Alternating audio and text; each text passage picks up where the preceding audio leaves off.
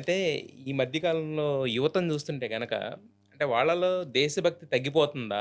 లేతే కొత్త రూపంలో ఏమన్నా వ్యక్తపరుస్తున్నారో అర్థం కావట్లేదు. రెండోది నిజం. హ్మ్. తగ్గడం లేదు. హ్మ్. నన్నడిగితే ఇంకా పెరిగింది. పెరిగిందంటారు. ఇంకా పెరిగింది. ఇప్పుడు యువతరం కోరుతున్న దేశభక్తి ఏంటంటే, ఊరేగింపులు చేయాలి. హ్మ్. ఉద్యమాలు చేయాలి. మీరు అయోధ్య చూసుకోండి. హ్మ్. ఊగిపోయారు మొత్తం అసలు. అవును. అయోధ్య రామ మందిరం ఆ కట్టిన పార్టీ వాళ్ళకి మేలు చేయలేదు గానీ, దేశానికి మేలు చేసింది. హ్మ్. ఏంటో తెలుసా? మా ఇంటి ముందు చూశాను నేను. మా అపార్ట్మెంట్ మేము 20 అపార్ట్మెంట్లు ఉన్నాయి మా దగ్గర. అన్ని భాషల వాళ్ళు ఉంటారు అందులో. హ్మ్. అన్ని మతాల వాళ్ళు కూడా ఉన్నారు. పిల్లలు రోడ్డు మీద ఆడుకుంటూ ఉంటే అంతకుముందు ఇంగ్లీష్‌లో ఏవో కేకలేసేవారు. ఆ తర్వాత ఆడుకుంటూ వీళ్ళు కొట్టినా సరే, పడినా సరే జై శ్రీరామ్ అంటున్నాడు. హ్మ్. మారిపోయింది. మారిపోయింది మొత్తం. నేను ఆశ్చర్యపోయాను. జై శ్రీరామ్ అంటున్నాడు. బంతి కొట్టినా సరే, బంతి తగిలినా సరే, కింద పడినా సరే, పైకి లేచినా సరే జై శ్రీరామ్ అంటున్నాడు. అయ్య బాబోయ్! అయోధ్య రాముడు ఎంత మార్పు తెచ్చాడురా అనుకున్నాను. మా యువతరం కోరుకునేది ఈ ఊరేగింపు, హ్మ్. ఉద్యమం. ఎప్పుడు మన భక్తిలో 2 ఉంటాయి. ఏకాంత భక్తి, సామూహిక భక్తి. హ్మ్. సామూహిక భక్తి మన కోసం కాదు, దేశం కోసం. సామూహిక ధ్యానం చేయొచ్చు. హ్మ్. ఏకాంత ధ్యానం కంటే ఎప్పుడూ సామూహిక ధ్యానం గొప్పది కాదు.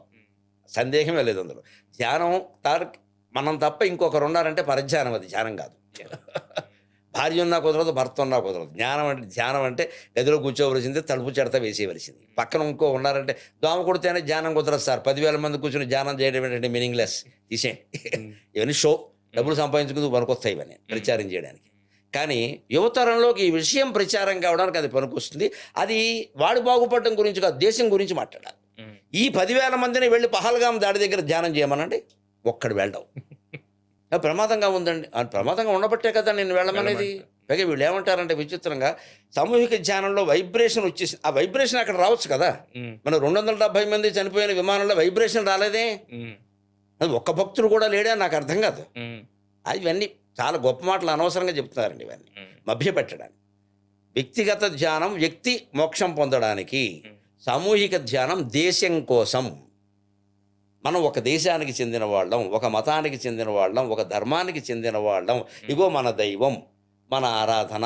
ఇది ఈ విధానంలో ఆ సమైక్యం కలిగిందనుకోండి. అదే. అలానా స్వామివారి శిష్యులోనే అందరూ ఒక సమైక్యంగా ఉంటున్నారు లేదా? మరి భారతీయులోనే ఎందుకు సమైక్యంగా ఉండరండి? నాకు అర్థం కాదు. ఒక ముఠా ఉంటే మీరు ఉంటారా? ముఠా లేకపోతే ఉండరా? పోనీ భారతదేశం ఓ ముఠా అనుకోండి పోనీ. దేశం అంతా కలిపి ఓ ముఠా. హ్మ్. అదేమో దెబ్బొకటా, దొంగల ముఠా. హ్మ్. ఇది మాత్రం ఒక ముఠా. ఒక ముఠ. మేమంతా ఆ గురువు గారికి శిష్యులం ఉండి, అది అయితే ఏమిటి ప్రయోజనం? హ్మ్. మొత్తం భారతదేశం ఒకటే గుంపు అని ఎందుకు అనుకోలేకపోతున్నా? మళ్ళీ ఇదే పూర్వందే అన్నిటికీ అద్వైతమే సమాధానం. దేహం నాది అనే భ్రమ వదలనంత వరకు ఈ చికాకులు పోవు. హ్మ్. అందుకని సామూహికత కోరుకుంటోంది యువతరం. అయోధ్య మందిరం కట్టాలి, హడావిడి చేయాలి, ఊరేగింపు చేయాలి, జై శ్రీరామ్ అనాలి, ఇక్కడ జెండా పెట్టుకోవాలి, ఇంటి మీద జెండా. ఈ హడావిడంతా యువతరం కోసం చెయ్యాలి, వాళ్ళని దేశం కోసం అని చెప్పాలి. హ్మ్. దేవుడి కోసం కాదు. రాముడు ఎందుకు, రామరాజ్యం ఎందుకు కోరుతున్నారు? మంచి పరిపాలన కాబట్టి. హ్మ్. మంచి పరిపాలన మళ్ళీ రావాలంటే రాజకీయ నాయకుల్లో ఏం మార్పు రావాలి? చాలామంది ఈవేళ ప్రవృత్తి మార్గంలో ఉన్నారు. నివృత్తి మార్గంలోకి రావాలి. హ్మ్. ప్రవృత్తి మార్గం అంటే ఇంకా పదవులు, ఇంకా పదవులు, ఇంకా పీట. అన్నా ఎంతకాలం ఎమ్మెల్యేగా ఉంటావా? ఉంటే ఏమైంది? ఎంతకాలం ఉంటే ఏమైందండి? మా చిన్నతనంలో చూసాం మేము. చింతలపాటి వరప్రసాద్ మూర్తిరాజు గారని మహానుభావుడు పశ్చిమ గోదావరి జిల్లాలో ఉండేవాడు. అవును గురు. 1600 ఎకరాల భూమి అమ్మేసి 64 పాఠశాలలు పెట్టాడు. ఆయన చాలా కాలం ఎమ్మెల్యేగా ఉన్నారు. మహా అయితే మంత్రి అయ్యారు. ముఖ్యమంత్రి అవ్వలేదే. ఆయన ఎప్పుడు కోరుకోలేదు. ఇప్పటికే ఆయన పేరు చెప్పుకుంటున్నాం మేము. ఎమ్మెల్యేగానే ఉండిపోవచ్చు, నష్టమేం లేదు.